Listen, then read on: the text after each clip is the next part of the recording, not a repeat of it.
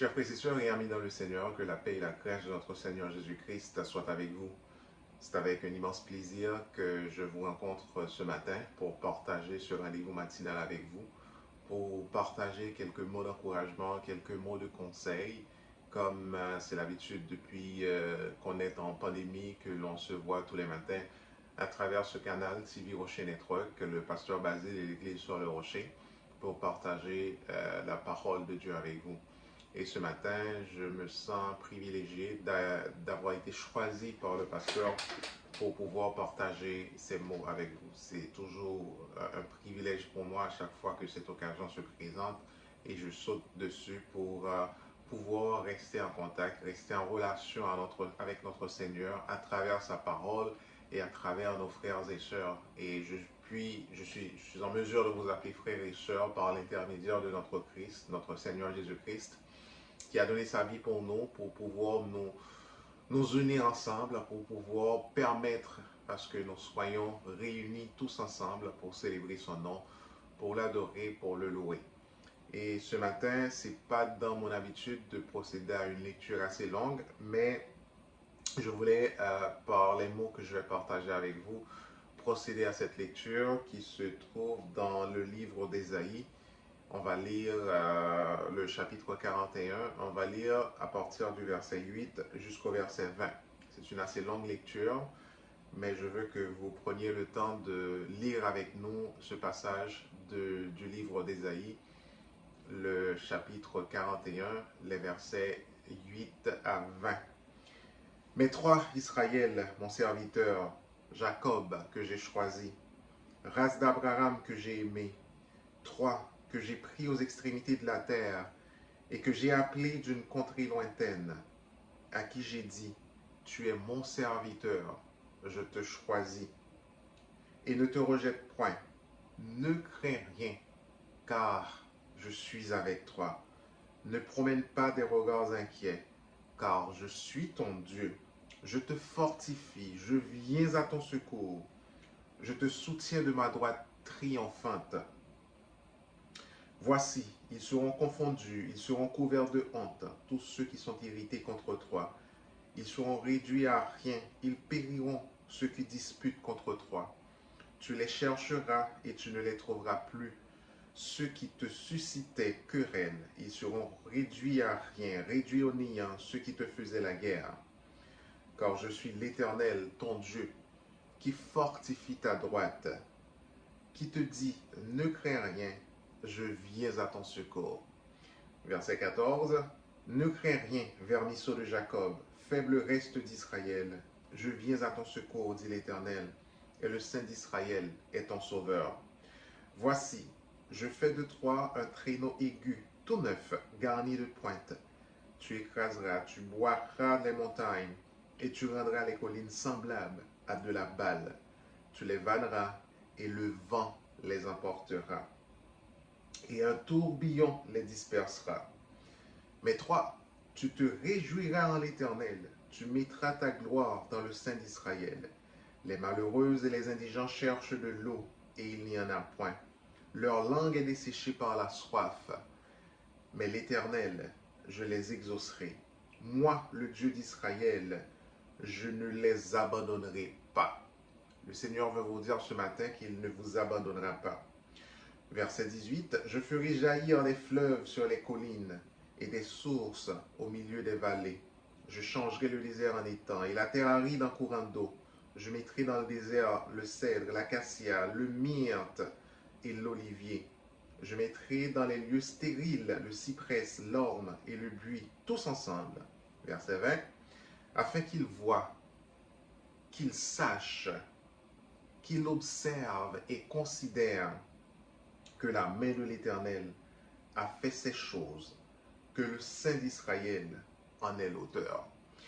C'est un texte assez particulier et surtout en période de pandémie, c'était occasion côté qu'un pile monde était plus temps que d'habitude. Et moi personnellement, j'ai eu un peu plus de temps que j'en avais par le passé. Et c'était une occasion aussi pour moi pour prendre le temps de pénétrer la parole de notre Seigneur Jésus-Christ, de communier un petit peu plus avec Dieu pour rentrer dans les profondeurs de sa bonté en ma faveur. Donc pour me permettre de comprendre ce que Dieu représente dans ma vie, ce que Dieu est pour moi. Et dans mes lectures quotidiennes, je suis tombé sur ce texte et j'ai été charmé par les paroles qui sont dites dans ce texte. Et c'est un texte assez particulier. Assez souvent, on lit les textes, assez souvent, on lit la Bible, mais c'est des paroles assez profondes, c'est des paroles assez extraordinaires, mais on ne prend pas vraiment le temps pour nous accaparer de paroles, ça, pour que paroles, ça aient des effets sur notre vie, pour les comprendre. Des fois, nous répéter, nous dire, mais est-ce que ces paroles agissent vraiment sur notre vie? Eh bien, après avoir lu ce texte, je me suis dit, moi personnellement, je vais m'accaparer de ce texte. Je veux que ce texte se réalise sur ma vie. Et dans ce texte, ce que je veux aborder avec vous, c'était les promesses de Dieu, les 7 promesses qu'Ésaïe a fait au peuple d'Israël. Donc, aux enfants d'Israël, Ésaïe, dans ce texte, a fait des promesses. J'ai relevé 7 promesses qui ont été faites. Et quand on parle de promesses, on voit ce que l'on s'engage à faire. Et Ésaïe a parlé au nom de Dieu. Ésaïe a parlé au nom de notre Seigneur Jésus-Christ. Et quand on parle de Dieu, on parle de puissance, on parle de superpuissance, on parle d'omniprésence, on parle d'omnipotence, on parle de quelqu'un, d'un être suprême, quelqu'un qui dit ce qu'il dit, il l'accomplit. Donc, lorsque c'est Dieu qui nous fait une promesse à travers Isaïe, à travers peu importe qui dans la Bible, c'est sûr que ça va s'accomplir parce qu'il respecte toujours ses promesses, il respecte toujours ses paroles. Donc, notre Seigneur Jésus-Christ, à travers Isaïe, au peuple d'Israël, a fait 7 promesses dans ce texte. Et quand on parle de promesses, c'est un engagement. Il y a un engagement qui a été pris à travers ce texte.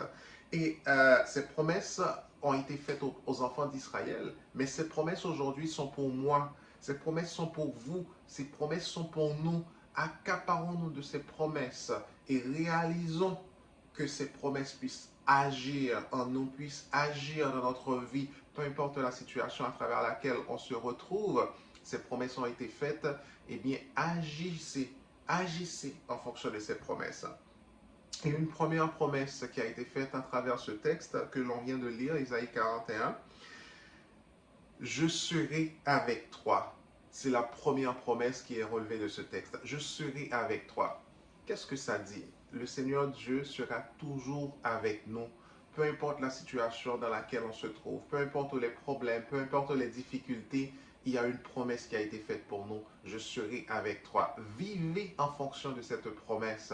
Si je sais qu'il y a quelqu'un qui a dit, pas n'importe qui, un tout-puissant qui a dit qu'il va être toujours avec moi, c'est une façon d'être confiant, c'est une façon d'être confident que j'atteindrai le succès parce qu'il y a quelqu'un, quelque part, qui a fait une promesse et c'est pas n'importe lesquels et c'est pas n'importe qui a fait cette promesse, je serai avec toi. C'est notre Seigneur Jésus-Christ, dans sa parole, lorsqu'Ésaïe s'adressait au peuple, aux enfants d'Israël, il a dit, le Seigneur Dieu sera toujours avec nous, peu importe la situation, peu importe les problèmes, peu importe les difficultés, peu importe les circonstances, il va être toujours avec nous. D'ailleurs, il est dit dans le psaume 91, le verset 10, aucun malheur ne t'arrivera, aucun fléau ne s'approchera de ta tente. C'est parce qu'il est avec moi, c'est parce qu'il m'accompagne, c'est parce qu'il me conduit, c'est parce qu'il me dirige. Aucun malheur ne m'arrivera et aucun fléau ne s'approchera de ma tente parce que notre Seigneur Jésus-Christ m'a fait une promesse à travers le livre d'Ésaïe pour me dire que je serai toujours avec toi. Et si on va dans le psaume 23, lorsqu'il s'est dit, quand je marche dans la vallée de l'ombre de la mort, je ne crains aucun mal car tu es avec moi, je suis avec toi. Ta houlette et ton bâton me rassurent. Tu dresses devant moi une table en face de mes adversaires. Tu induis ma tête et ma coupe déborde. Oui, le bonheur et la grâce m'accompagneront tous les jours de ma vie. En plus que notre Seigneur Jésus-Christ nous accompagne, le bonheur et la grâce nous accompagneront. Donc, dans ce texte, la première promesse que vous devez retenir que Dieu nous fait que Isaïe a fait aux enfants d'Israël. Nous sommes enfants d'Israël et aujourd'hui, si nous contextualisons, Dieu veut nous parler aussi à travers ce texte, à travers nos problèmes, à travers nos difficultés, à travers les circonstances troublantes que nous traversons. Dieu veut nous faire savoir qu'il est avec nous. Et il y a deux aspects dans cette première promesse. Il y a un aspect présent, il y a un aspect futur. Et c'est bien dit, je serai avec toi. C'est le futur pour vous dire qu'il va être toujours là avec vous. Mais ça, c'est le futur. Mais regardons-le dans le présent. Je suis avec toi. Pour qu'une personne puisse te dire, pour quelqu'un puisse te dire que je serai avec toi, c'est parce que vous êtes en conversation avec cette personne. C'est parce que vous êtes en communication avec cette personne. C'est-à-dire que vous êtes déjà en lien, vous êtes déjà en communion avec cette personne. Vous parlez déjà, vous communiquez avec cette personne. Donc, comme je suis déjà avec lui, il me dit, eh bien, je serai toujours avec toi. Je veux que vous portez attention à ces deux aspects, un aspect présent et un aspect futur. Présentement, je suis avec toi, je t'accompagne, je te conduis, je te dirige, je te préserve de tout, mais aussi, non seulement je le fais maintenant, mais je le ferai dans les temps à venir. Je serai toujours avec toi. Donc, le présent, c'est que pour pouvoir me faire cette promesse, c'est parce que je suis déjà en lien avec toi, c'est parce que je me connecte déjà avec toi pour me dire que je serai toujours avec toi. Et dans Matthieu 20, 28, il est dit, je suis avec vous tous les jours jusqu'à la fin du monde. C'est la promesse de Dieu avec nous. Donc, Dieu nous a fait cette promesse. Il y a une alliance qui a été, il n'y a pas d'alliance sans allégeance. Hein. Il faut d'abord faire allégeance à notre Seigneur Jésus-Christ pour qu'il puisse faire cette promesse avec vous. Il faudra que vous soyez d'abord en contact, en communication, en lien, en accord avec sa parole pour qu'il puisse vous faire cette promesse. Et moi, j'accapare cette promesse. Je veux que ce matin, dans votre vie quotidienne, vous dites, Dieu, merci pour cette promesse. Merci de m'accompagner. Merci d'être là avec moi. Merci de promettre d'être toujours là pour moi, que je serai toujours avec toi. Et la deuxième promesse à travers ce texte, je te protégerai. Dieu nous a fait une promesse. Je serai toujours là pour te protéger. Non seulement je serai avec toi, mais je te protégerai. Je serai toujours à tes côtés. Je viendrai à ton secours dans les situations difficiles. Lorsque vous ne voyez plus rien, lorsque tout est sombre, tout est noir, lorsque vous ne voyez aucune avenue, le Seigneur Jésus, notre Dieu, nous a dit à travers sa parole, il nous a fait cette promesse, je te protégerai. Donc, je viendrai à ton secours. Dans le psaume 94, le verset 17, il est dit, si l'Éternel n'était pas mon secours, mon âme serait très vite dans la demeure du silence.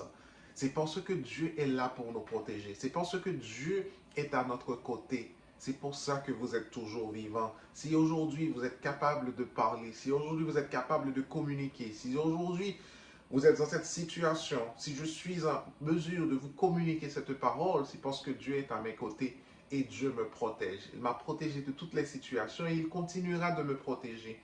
Et ce matin, je veux que vous croyiez que Dieu peut vous protéger.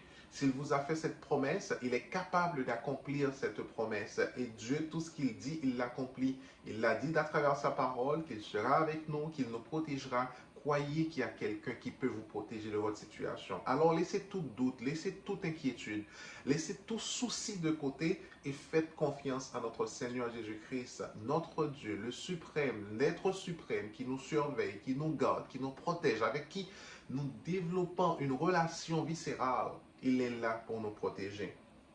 Et si on le regarde un peu plus loin dans le psaume 46, il est dit, Dieu est pour nous un refuge. En Dieu, nous avons un refuge. En lui, nous nous confions. En lui, nous nous livrons. En lui, nous nous consacrons. Un appui, un secours qui ne manque jamais dans la détresse. Lorsque vous êtes dans une situation difficile, confiez-vous à Dieu. Il est là pour vous protéger. C'est pourquoi nous sommes sans crainte quand la terre est bouleversée, quand il y a des nouvelles nouvelles qui viennent d'un peu partout, quand il y a des situations troublantes. Eh bien, le Seigneur Dieu est là pour vous protéger. Et que les montagnes chancellent au cœur des mers. Dieu, notre Seigneur Jésus-Christ, il est là. Chers frères et sœurs et amis dans le Seigneur, je veux que vous viviez en fonction de ces paroles. Je souhaite que vous appliquiez ces paroles qui ont été dites à travers votre vie, à travers votre circonstance, à travers votre situation. Je sais que chaque personne a une situation difficile, a une situation différente. Ma situation est différente par rapport à la tienne. Ma situation est différente par rapport à la vôtre. Donc, mais les paroles restent les mêmes et les paroles peuvent agir différemment pour chaque personne, dépendamment de votre niveau de foi, dépendamment de votre niveau de croyance et de confiance. Comment est-ce que vous croyez que ces paroles puissent agir pour vous? Eh bien, laissez-les agir. La troisième promesse que l'on tire de ce texte, c'est que je te fortifie. Le Seigneur Jésus-Christ est non seulement un refuge pour nous, mais il nous donne la force. Il est là pour nous. Mais vous savez ce qui arrive la plupart du temps?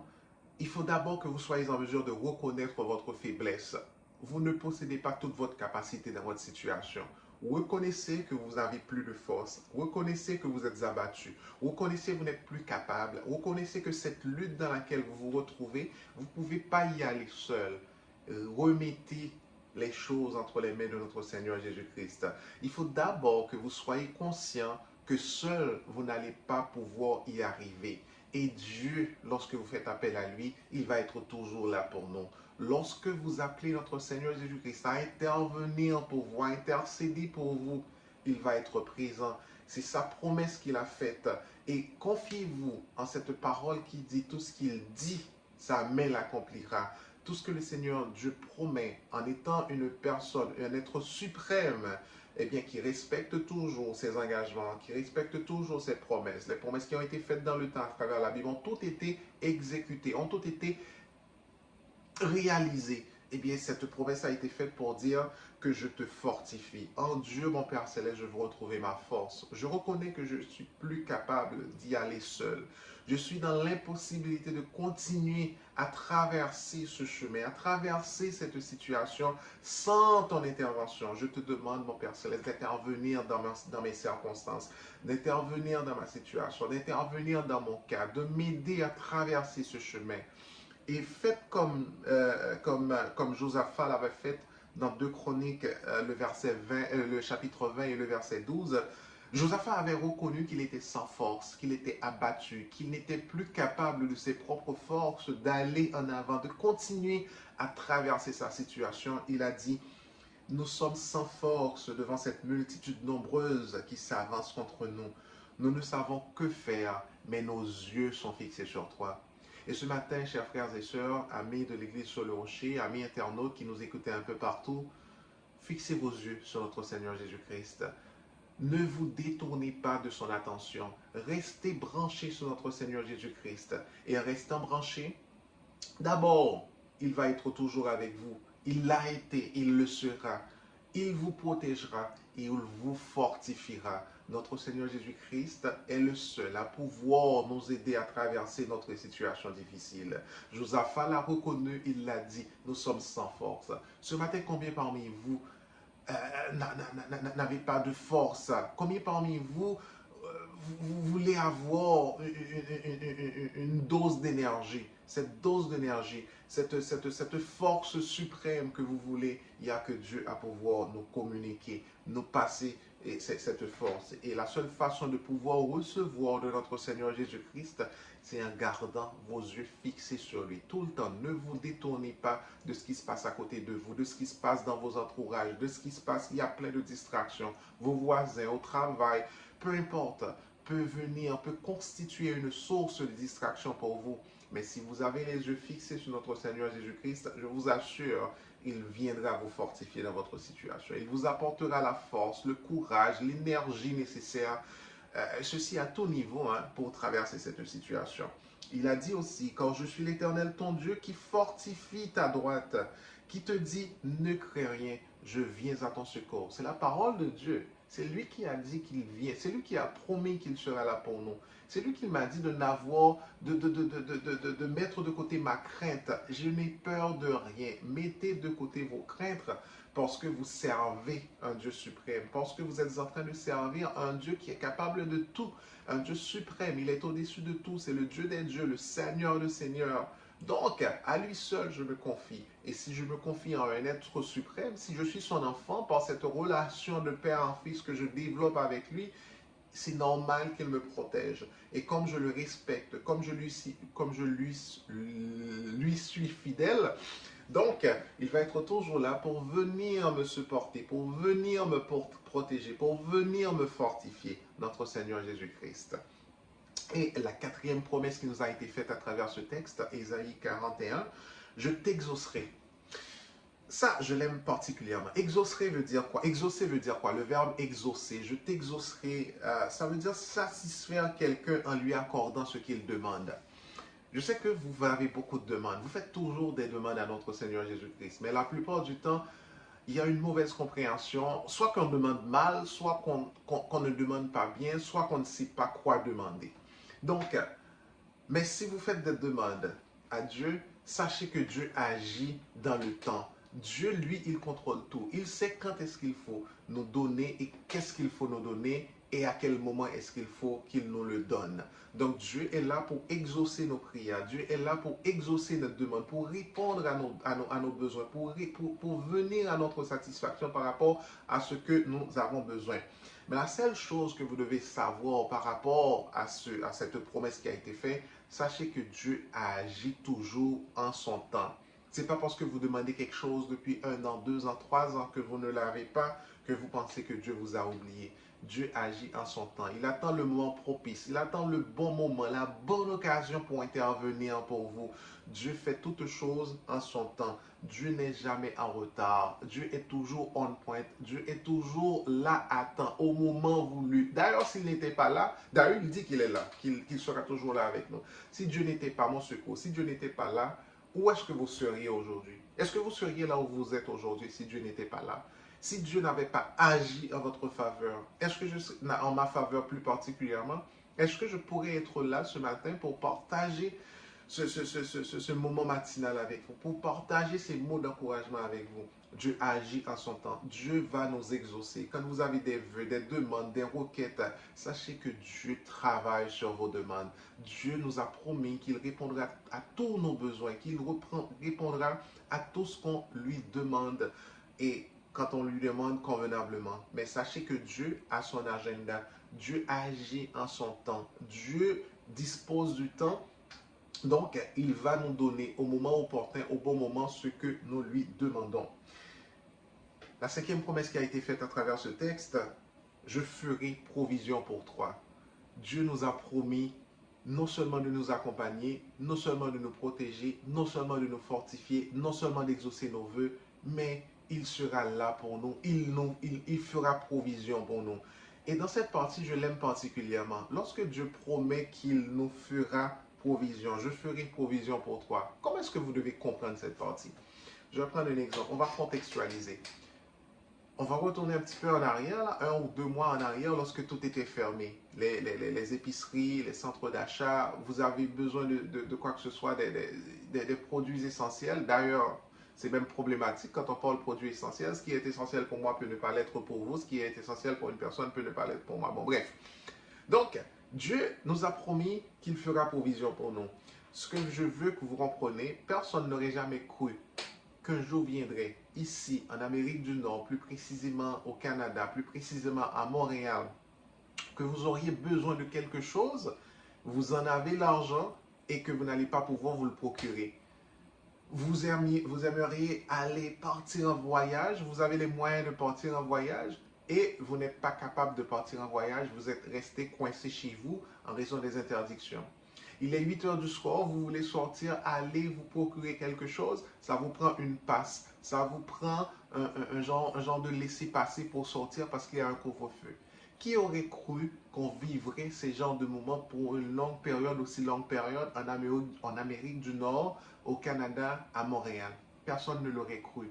Mais sachez que quand vous êtes dans une situation, quand ces genres de situations se présentent, Dieu est là pour nous. Il fera provision pour vous. Dieu utilisera des personnes que vous n'aurez même pas imaginées pour venir, pour mettre à ton service, pour venir satisfaire à tes besoins. Vous avez l'argent que vous ne pouvez pas sortir, eh bien le Seigneur Jésus-Christ va faire provision pour vous. Il vous procurera tout ce que vous avez besoin pour passer ces temps difficiles. Et quand je dis qu'il vous procurera tout ce que vous en avez besoin, à tous les niveaux, que ce soit pour vous nourrir, que ce soit pour vous nourrir physiquement, pour vous nourrir spirituellement. Regardez comment est-ce qu'on a pu faire les cultes à travers cette période. Vous n'aviez pas été capable de vous déplacer pour vous assembler, pour vous réunir dans vos assemblées respectives. mais Dieu a mis la technologie à notre disposition. Dieu fera provision pour vous. Dieu utilisera tous les moyens qui existent, même vos ennemis, même à travers vos ennemis, même à travers votre pire ennemi, Dieu peut être de source de bénédiction pour vous. Je ferai provision pour vous. Lorsque vous êtes dans des situations où ce ne sont pas les moyens qui vous manquent, ce ne sont pas les possibilités qui vous manquent, eh bien Dieu est là pour vous accompagner, pour faire provision pour vous. Donc, c'est ce que j'ai compris à travers cette promesse qui a été faite à travers Isaïe 41. Et pour terminer, je vais voir rapidement les deux dernières promesses, comme je vous ai parlé de cette promesse. Et le pasteur nous a dit qu'on a 25 minutes, 25 à 30 minutes. On s'approche sensiblement de ce temps. Et la 6e promesse qui a été faite, je te donnerai la paix.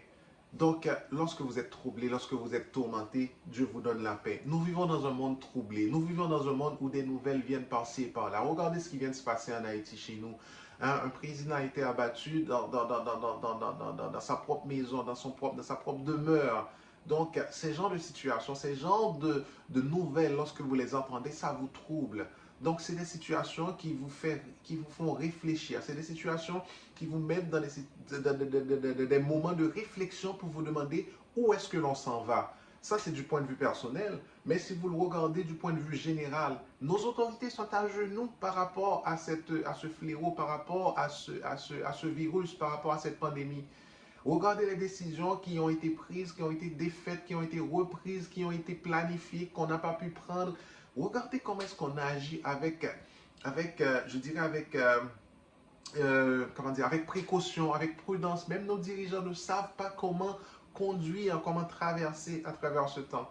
On est en train de parler de passeport vaccinal. Ça a été appliqué en France. On a dû reculer sur les décisions qui ont été prises parce que le peuple s'est manifesté. Maintenant, on est à l'étude au Québec pour voir est-ce qu'on va l'appliquer. Maintenant, quand ces genres de situations arrivent, quand ces genres de problèmes, de troubles, de moments arrivent, on est troublé, on ne sait pas où se donner la tête.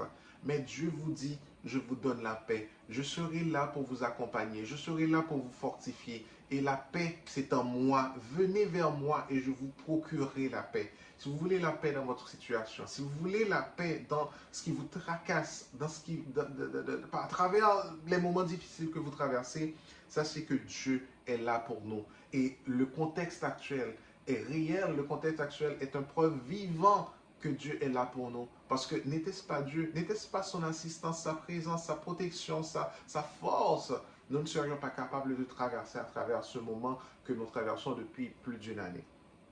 Et la dernière promesse que l'on retrouve à travers ce texte Isaïe 41, que je vous demande de lire chez vous complètement lorsque vous avez le temps, de méditer sur ce texte, je t'aimerai toujours. L'amour de Dieu est éternel. L'amour de Dieu est pour nous. L'amour de Dieu est pour ses fils. L'amour de Dieu est pour ses enfants. Et Dieu vous promet son amour. Et à travers son amour, on peut tout accomplir. À travers son amour, on peut tout traverser. Et je veux que vous profitiez pleinement de cet amour qui nous est offert. Des fois, les amours sont offertes de différentes manières, mais on souffre toujours à un certain niveau donné. On souffre toujours de manquements. C'est jamais parfait, c'est jamais complet. Des fois, c'est même irréel.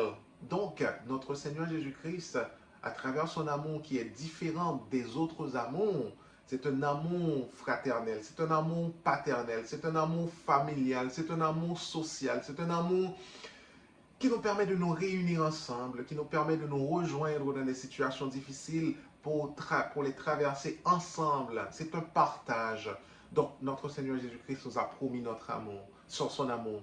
Notre Seigneur Jésus-Christ nous a promis de nous aimer. Profitons de cet amour, profitons de cette main tendue que notre Seigneur Jésus-Christ nous a faite. Et pour rappeler pour vous, on a vu les 7 promesses qui nous ont été faites. C'est des promesses qu'Ésaïe a fait aux enfants d'Israël. Nous sommes enfants d'Israël. Dans le temps, c'est des promesses de Dieu. Eh bien, aujourd'hui, ces promesses peuvent s'appliquer encore pour nous. Ces promesses restent réelles. Il faut les appliquer à notre vie. Première promesse, je serai avec toi. Deuxième promesse, je te protégerai. Troisième promesse, je te fortifierai. Je serai là pour te donner la force et le courage nécessaires au moment opportun. je t'exaucerai. Tout ce que vous demandez à notre Seigneur Jésus-Christ, il est capable de vous les donner. Mais sache que notre Seigneur Jésus-Christ agit en son temps. Cinquième promesse, je ferai provision pour toi. Sixième promesse, je te donne la paix. Combien parmi vous a besoin d'une paix intérieure, qui a besoin de faire la paix avec soi-même, qui a besoin de rentrer en lui-même, faire une rétrospection sur sa vie, sur ce qui s'est passé, sur ce que j'ai fait, sur ce que je veux faire, les erreurs qui ont été commises. Des fois, ça vous trouble, des fois, ça vous tourmente, ça vous empêche de dormir. Sachez que notre Seigneur Jésus-Christ veut vous procurer la paix. Sachez que le Seigneur Jésus-Christ peut vous donner cette paix intérieure qu'il vous faut pour traverser des circonstances. Et la dernière promesse, à travers ce texte, les promesses de Dieu sont énormes, mais j'en ai tiré 7. Eh bien, je t'aimerai toujours. Et je veux terminer pour vous dire que non, non, non, ne failliront jamais. Les promesses de Dieu, il y a une chanson qui le dit, les promesses de Dieu ne failliront jamais. Et les promesses de Dieu ont été faites sur nous, les promesses de Dieu ont été faites pour nous, profitons de ces promesses. Chers frères et sœurs et amis dans le Seigneur, ça a été un plaisir immense et énorme pour moi de partager ces mots d'encouragement avec vous. Et comme je vous dis, je vous encourage à lire le livre d'Ésaïe. Et la prochaine fois, je pourrai vous parler un petit peu plus du livre d'Ésaïe par rapport à la Bible entière. Comment Ésaïe se situe par rapport à la Bible pour vous montrer comment est-ce qu'on peut puiser la force nécessaire, le courage, tout ce qu'il vous faut dans vos situations à travers ce livre qui est énorme, qui est extraordinaire.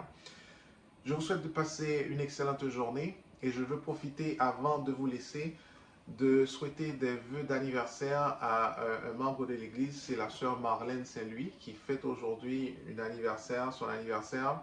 Donc Marlène, je profite de ce moment matinal avec nos frères et sœurs de l'Église sur le Rocher, de vous souhaiter un joyeux anniversaire et que Dieu déverse sur vous toute sa grâce et sur votre famille évidemment et sa bénédiction. Je vous donne rendez-vous la semaine prochaine pour pouvoir partager à travers cette table ce moment matinal où vraiment Dieu veut nous parler, où vraiment Dieu veut nous communiquer quelque chose. Je vous souhaite une excellente journée, que le Seigneur Dieu vous bénisse.